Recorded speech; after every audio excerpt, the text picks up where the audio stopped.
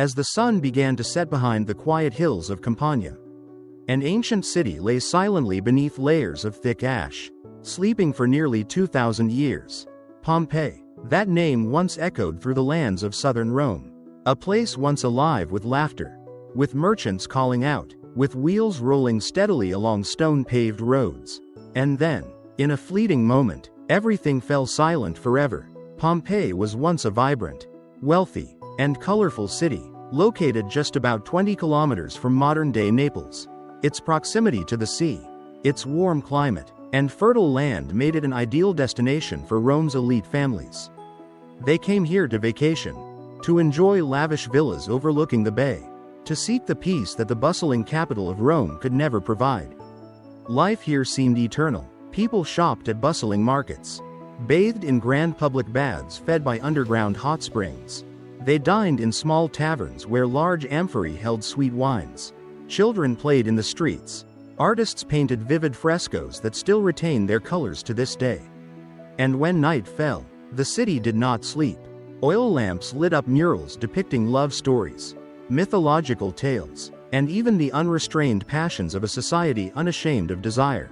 But then, on the 24th of August in the year 79 AD, something unimaginable happened. Mount Vesuvius, a mountain long forgotten for its silence, awakened in furious wrath. At first, it was only wisps of smoke, but within hours, it became a torrent of ash and pumice rushing down its slopes.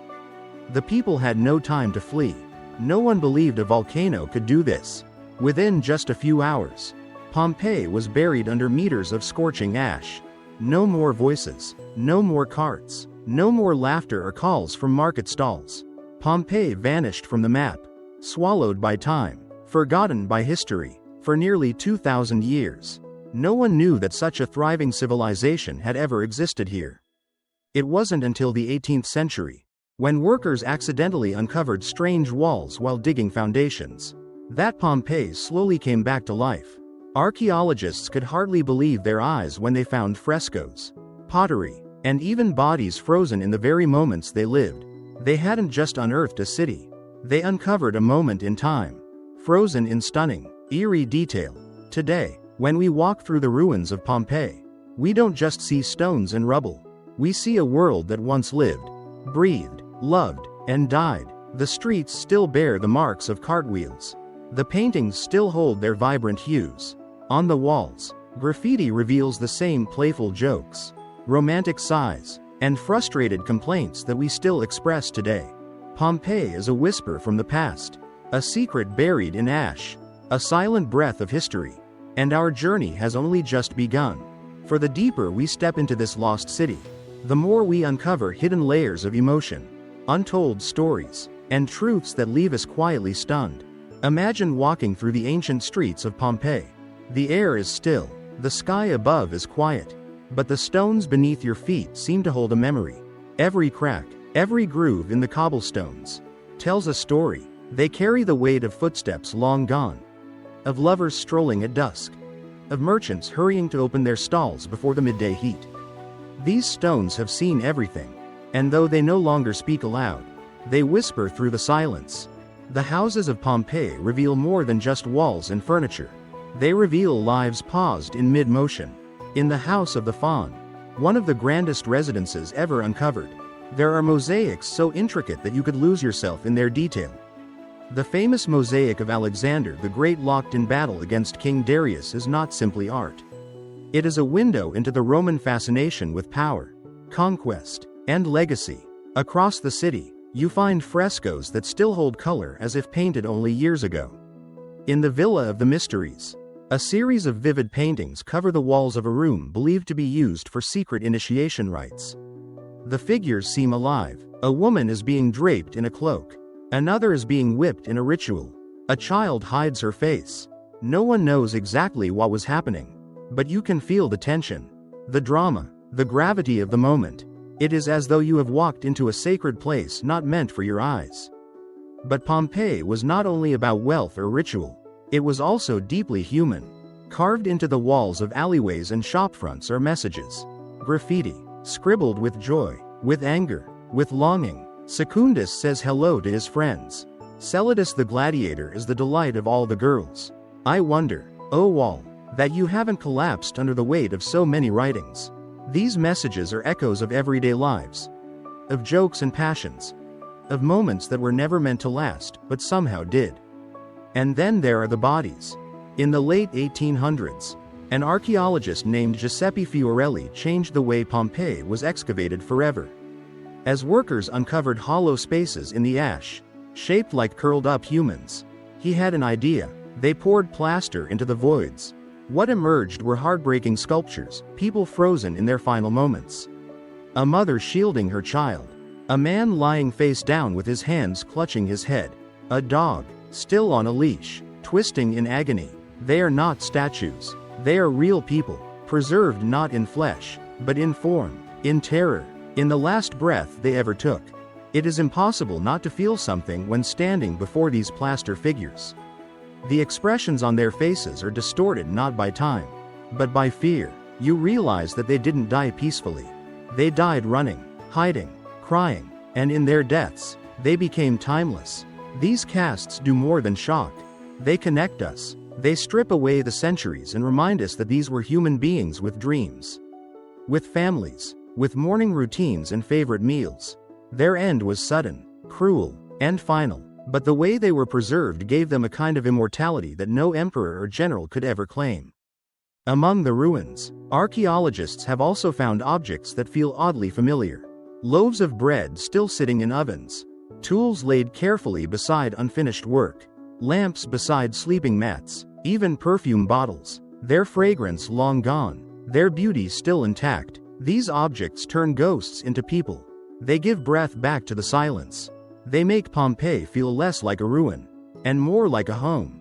At times, it is hard to reconcile the peacefulness of modern Pompeii with the horror that once unfolded here.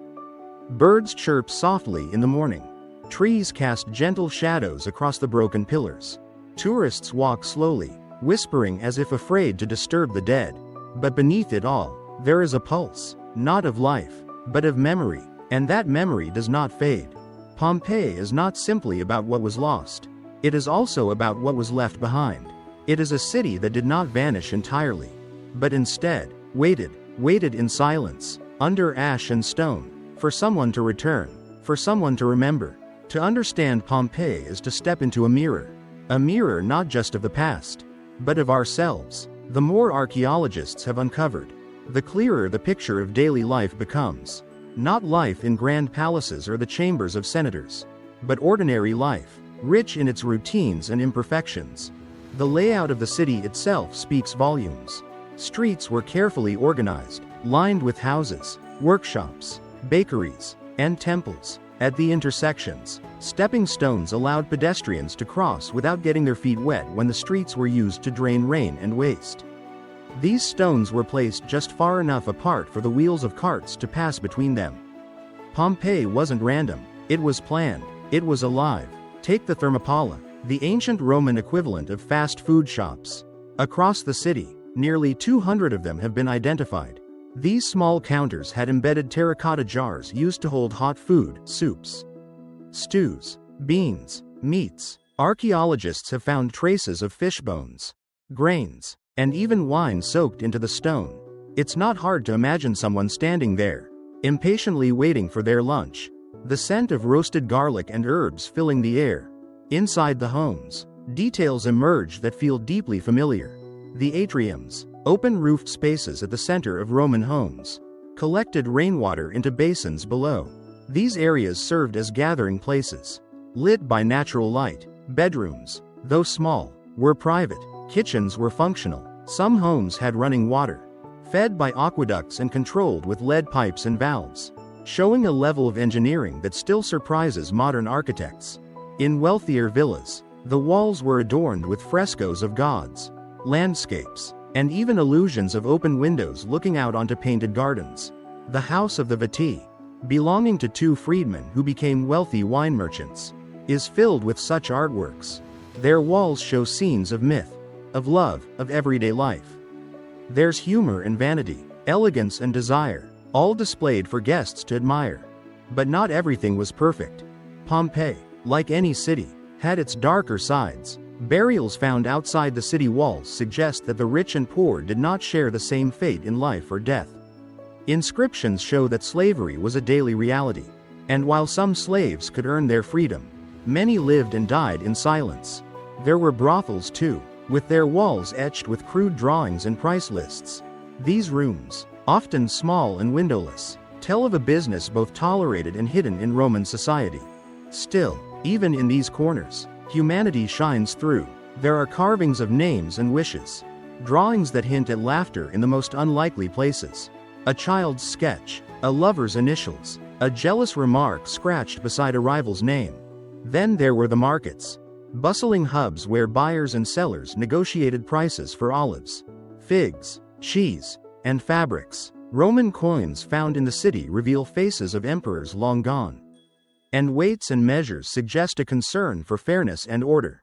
There were bathhouses too, huge, public spaces divided by gender, where people cleaned, relaxed, and shared news. The baths of Pompeii included hot rooms, warm rooms, cold plunges, and even exercise courts. And in the center of it all was the Forum, the heart of civic life. Temples, administrative buildings, and markets surrounded a grand open plaza. People gathered here for announcements, ceremonies, debates. It was both a stage and a sanctuary. You can almost hear the footsteps echo off the stones, the low murmurs of conversation, the occasional shout as a dispute broke out. Pompeii wasn't frozen in a moment of grand ceremony or historic battle. It was caught in the middle of life. Mundane, beautiful, messy, real. A baker rose early, unaware it was his last morning. A child chased a dog. A wife prepared the midday meal. An artist mixed paints for a fresco he would never finish. These were not legends. They were people like us, pulled from the world without warning. The eruption didn't only bury them, it preserved them. Their lives, so fragile and fleeting, were sealed in ash and silence. And now, centuries later, we walk where they walked. We eat in the shadows of their ovens. We read their words on ancient walls. And in doing so, we realize something strange and stirring. We are not so different, no matter how vivid the details of daily life in Pompeii are. Nothing prepares you for the weight of the moment it all ended. The eruption of Mount Vesuvius was not a single blast. It unfolded over nearly 24 hours, beginning with signs that may have seemed troubling but not catastrophic.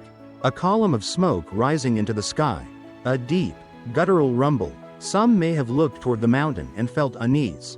Others, perhaps, believed it would pass, but it did not. Historians and volcanologists now know that what occurred on August 24, 79 AD, was a Plinian eruption, a violent and explosive event named after Pliny the Younger, who witnessed it from across the Bay of Naples and later recorded what he saw in letters that would survive to this day. His uncle, Pliny the Elder, admiral of the Roman fleet and a naturalist, sailed toward the danger, attempting to rescue those fleeing. He would not return. The initial explosion sent a plume of ash and gases high into the stratosphere. Pumice began to rain down over the city. Roofs collapsed under the weight. People tried to shield themselves, to flee, to gather their families and belongings. Many succeeded in escaping during these first hours, especially those who lived on the outskirts or had swift transport. But others hesitated. Some believed the worst had passed when the ash momentarily ceased. Then came the pyroclastic flows, massive, fast-moving clouds of hot gas, ash, and debris, cascading down the mountain at hundreds of kilometers per hour. These flows were not survivable. They stripped the land, flattened walls, incinerated everything in their path. The people who remained didn't stand a chance. Their bodies were found with arms wrapped around loved ones, some covering their faces, some mid-step. It was death not by flame but by suffocation and heat. The air itself had become poison. The city disappeared beneath more than 4 meters of volcanic material. The ports vanished into the sea. The fertile land became gray and cracked. Pompeii was no longer a place to live. It became a grave. For years, people searched for survivors, for valuables. Some ventured near the ruins. But superstition and fear of the gods kept most away. Over the centuries, the memory of the city faded into myth. Nearby settlements grew. The mountain stood still again, silent and brooding. But nature, so cruel in one moment, became a guardian in the next. The ash that killed also preserved. Organic materials were lost, but their impressions remained. Wooden furniture, baskets, even bodies left hollows that captured the shape of life in its final second. Walls protected from the elements kept their colors. Floors remained intact, tools lay where they were last used. History was sealed in a tomb of ash, undisturbed by time. When Pompeii was rediscovered in the 18th century, the world changed. Here was not just a Roman ruin, but a living canvas of Roman life. No monument to an emperor, no story written only by the victors. Pompeii gave voice to the forgotten, to the merchants and children, the enslaved and the free, the ordinary and extraordinary alike. The excavation revealed how deeply connected we are across time. The way people lived, the things they valued, the mistakes they made, the beauty they left behind. It was all there, untouched. A city with no after, only before and forever. Today, the eruption of Vesuvius is not just a geological event. It is a symbol of how suddenly life can change, of how empires fall, how homes disappear, how love can be buried and still remembered. Pompeii is not merely ruins. It is a moment stretched across eternity. A story of survival not in the flesh, but in memory. And as we walk its silent streets, we are reminded not only of their death, but of our own fragility. The volcano still stands, still active, still watching. It has not spoken since, but it could again. In the shadows of Pompeii, the past is never far. It is in the worn steps of a doorway, in the delicate smile of a painted face, in the unfinished letter left on a table, in the frozen gestures of those who never saw another sunrise. Pompeii may have been buried in silence, but its voice has returned, soft, persistent, and deeply human. It speaks not only through ruins, but through the questions it leaves behind. How could something so complete be forgotten for so long? Why does it still move us so deeply today? Perhaps it is because Pompeii is not a myth, not a legend crafted by poets or reshaped by kings. It is real. Everything in it belonged to someone.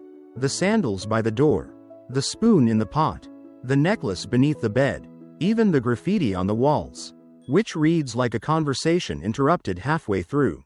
There is no embellishment here, only life, cut short and preserved in mid-sentence. What makes Pompeii so extraordinary is not just its sudden end, but how clearly it shows us the moments before. It is a place where history feels like breath caught in the throat. You don't just learn about Romans here. You meet them, you feel their routines, their desires, their fears. You sense the weight of the ordinary. The way a curtain falls softly in the breeze. The way light touches a painted column. The way time, once lost, now clings to every corner. The lessons of Pompeii reach beyond archaeology.